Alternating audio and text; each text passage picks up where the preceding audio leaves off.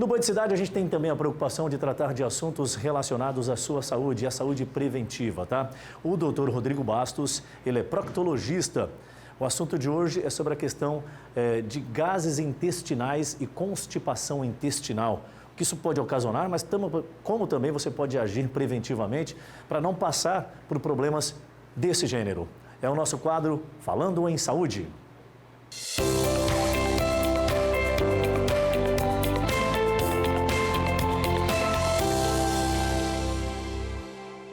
Pois é, e o Falando em Saúde aqui no nosso telão já está conectado direto lá do Complexo Hospitalar Central.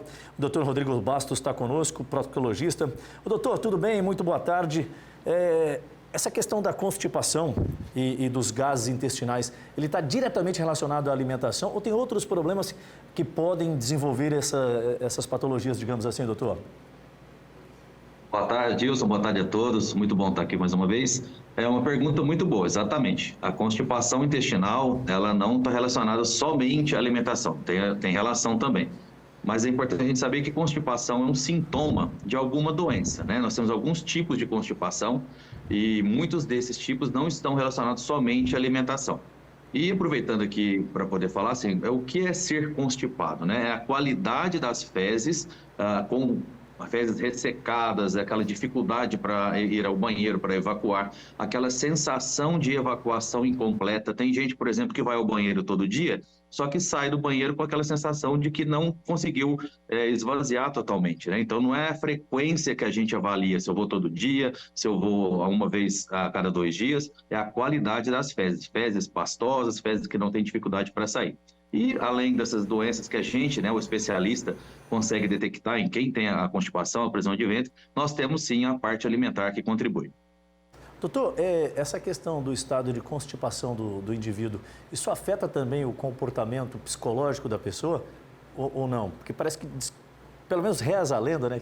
Quando a pessoa não está conseguindo desenvolver bem essa atividade aí, você fica com o estado de espírito um tanto quanto complicado. Isso tem procedência científica? Com certeza, é científico isso. Nós temos um eixo que liga o cérebro ao intestino, né? Nós temos esse eixo. Então, as duas vias são conectadas. Da mesma forma que a gente, por exemplo, passa por um momento de estresse, faz uma viagem, por exemplo, e o intestino para, nós temos também ao contrário. Quando a gente não consegue ter um hábito intestinal regular, né, quando a gente fica constipado, nós também temos variação do humor. Daí que vem aquela expressão que a pessoa está enfesada, né? Acho que muita gente já ouviu essa expressão. Enfesada é o quê? Aquela pessoa que não consegue evacuar totalmente, aquela sensação de barriga inchada, aquela sensação de que não conseguiu ter o esvaziamento. Então, há sim o nosso eixo, né, cérebro-intestino, e ele é muito importante. E existem doenças, depois a gente volta para falar aqui em outro momento, que afetam, né, que são ligadas a esse eixo, que contribuem muito para a má qualidade de vida das pessoas. Doutor, é verdade também que o ambiente, você tem um hábito de fazer, tem a sua frequência, cada organismo reage de uma forma, mas quando você muda de ambiente, isso também acaba prejudicando o desenvolvimento do ciclo do seu intestino? Viagens, né, tanto a passeio quanto a trabalho também. Quando você muda esse convívio, interfere também na rotina?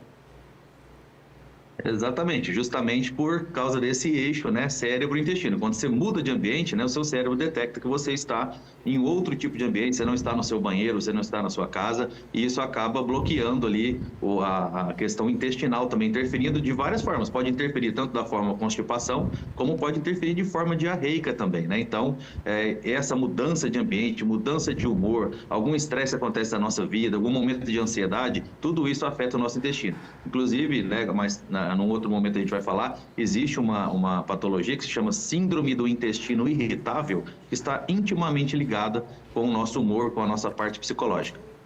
Doutor, e sobre a questão dos alimentos? Porque tem muita história que fala, o alimento tal acaba contribuindo para que você fique travado ali, né, que tenha um estado de constipação, os próprios gases também intestinais.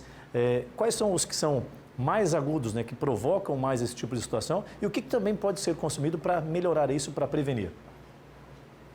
Bom, para a questão dos gases, né, principalmente aquelas pessoas que têm aquela sensação de barriga inchada, com muitos gases, é importante a gente dizer que muitas causas da parte dos gases e também tem um tipo de constipação que é relacionada com a nossa flora bacteriana. O que é isso? As nossas bactérias que existem no nosso intestino. Nós temos as nossas bactérias, elas têm que estar uniformes, tem que estar numa quantidade adequada. Quando nós temos essa irregularidade, que é chamada de disbiose, nós podemos ter tanta constipação intestinal, que as bactérias não conseguem digerir o que é para digerir, e ao contrário, pegam alimentos ricos em fibras, ricos em açúcares, né? Rico em amido, rico em carboidrato, e transformam isso em gases. Então, nós temos sim alimentos que podem piorar essa sensação, inclusive da formação de gases. Né? Dentre esses alimentos, nós temos as leguminosas, por exemplo, feijão, né, e algumas leguminosas, porque tem um componente que é um carboidrato que não é muito bem digerido por as bactérias. E lembrando, feijão, né, uma dica, né, o feijão, para evitar a gases do feijão, é deixar ele de molho, né, pelo menos a 12 horas antes de cozinhá-lo. Pode colocar ali uma colherzinha de vinagre, uma colherzinha de limão, para poder tirar os gases, depois cozinha.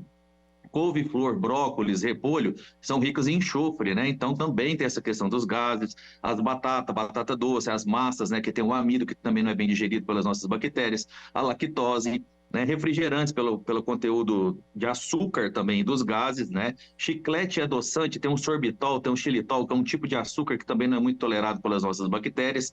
Com algumas frutas, inclusive, né? Que são ricas em frutose. Frutose é açúcar, né? Como, por exemplo, a maçã sem casca, né? No caso, a pera, a melancia, a manga, né? O próprio pêssego. Tudo isso, a bactéria... Né, assim, as bactérias pegam esse açúcar, essa frutose dessas frutas e podem transformar em gases, além das frituras. Né? E fora hábitos de vida também, que a gente vai falar daqui um pouco, que é falta de exercício físico, é comer rápido, é não mastigar bem, é ingerir muito líquido durante as refeições. Tudo isso contribui para a formação de gases. Perfeito. Eu estou conversando um pouquinho aqui com o Dr. Rodrigo Bastos, ele é proctologista, é um dos grandes profissionais lá do Complexo Hospitalar Central, o qual a gente cumprimenta toda essa grande equipe desta grande empresa ligada à área da saúde. Doutor, infelizmente o tempo não permite que a gente continue avançando na nossa conversa aqui, mas aproveitando esse ensejo que a gente está falando sobre a questão da constipação e dos gases intestinais, eu acho que a gente pode também já trazer para o campo de discussão e até uma mensagem de conscientização sobre a questão do câncer do colo retal. Porque a gente sabe que se é uma ferida naquela região e se você tem força, né, extrema para fazer aí o que é necessário para evacuar, naturalmente você pode estar agravando também esse tipo de problema. Queria que o senhor falasse um pouco sobre a importância, né, da conscientização do câncer coloretal. Bom, exatamente isso. Lembrando que, né, todo esse segmento, esse tratamento da questão de constipação, de gases, você encontra, sim, no Hospital Central com profissionais como proctologista, temos nutricionista, uma equipe multidisciplinar. Nós estamos no mês de março, né? O Março Azul Marinho é o mês de conscientização à prevenção do câncer coloretal, que é o câncer do intestino.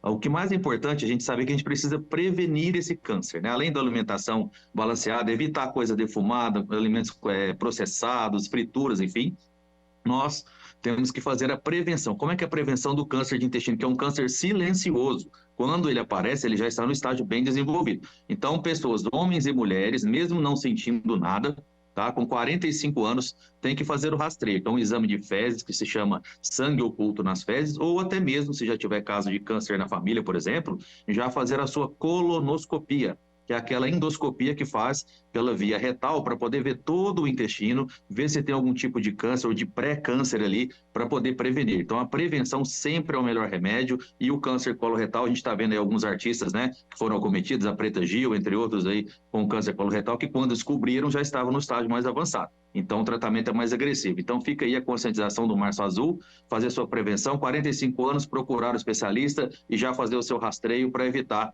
né, assim, a gente descobrir precocemente e fazer o tratamento. Perfeito, doutor Rodrigo Bastos, muito obrigado mais uma vez, uma boa tarde para o senhor. Eu que agradeço, boa tarde a todos. E o nosso cumprimento mais uma vez a toda a equipe lá do Complexo Hospitalar Central, falando em saúde aqui no Band Cidade.